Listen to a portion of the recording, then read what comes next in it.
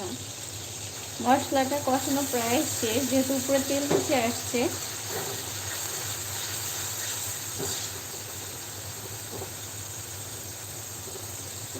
এখন আমি লাউটা দিয়ে দেবো।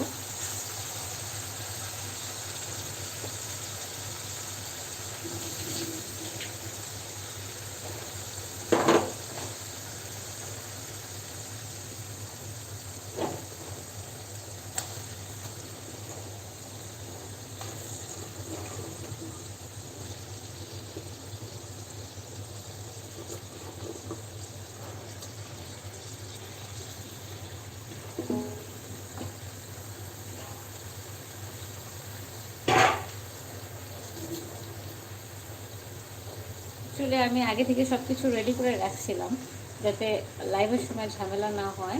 লাইভের সময় ক্যামেরা এদিক সেদিক করাটা একটা মানে আমার কাছে প্যারা মনে হয়।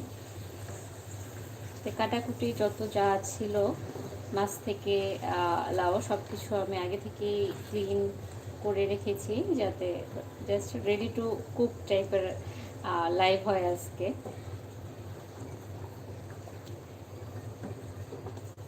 এটাকে এখন আমি ভালো করে